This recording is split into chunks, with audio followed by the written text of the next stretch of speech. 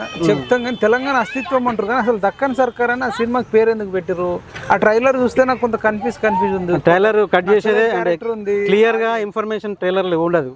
అంటే ట్రైలర్ ఏంది జస్ట్ ఏంటంటే ఒక ఎగ్జైట్మెంట్ క్రియేట్ చేసి థియేటర్ అంటే పూర్తి ఇన్ఫర్మేషన్ ట్రైలర్లో రాదు. అనేక అంశాలు ఉన్నాయి కాబట్టి అన్నీ కవర్ చేయాలని ట్రైలర్ అట్లా చేసిన. అది టీజర్, ఇంకా ట్రైలర్ వస్తుంది మళ్ళీ. ఇది ఓన్లీ టీజర్. అంటే తెలంగాణ రాకన్నా ముందా వచ్చిన తర్వాత నా దొరల రాజ్యం అని ఉంది. నేను టీజర్లు చూస్తే తెలంగాణ రాకముందు తెలంగాణ టీజర్లో ఒక డైలాగ్ ఉంది. దొరల పాలన మన తాతలు చూసిరు, నేడు మనం చూస్తున్నాం అనే ఒక డైలాగ్ ఉంది. అంటే బిఫోర్ తెలంగాణ, ఆఫ్టర్ తెలంగాణ ఉంది అట్లా. అప్పుడు తెలంగాణ దేనికోసం, తెలంగాణ ఎవరైతే దొరల మీద కొట్లాడిరు ఎవరు? నక్సలైట్లు. అందుకే ఆ పాత్ర ఇక్కడ నక్సలైట్ ట్రాక్ ఎందుకు వచ్చిందంటే అప్పుడు దొరల మీద కొట్లాడినాం. మళ్ళీ ఇప్పుడు మళ్ళా తెచ్చుకున్న తెలంగాణ కూడా మళ్ళీ దొరల పాలన వచ్చిందనే ఆ టీజర్లో ఒక డైలాగ్ వస్తుంది. అంటే ఇప్పుడు మరి ఇండైరెక్ట్గా డైరెక్ట్గా కేసీఆర్ సర్కార్ మీదనే ఉన్నట్టుందా?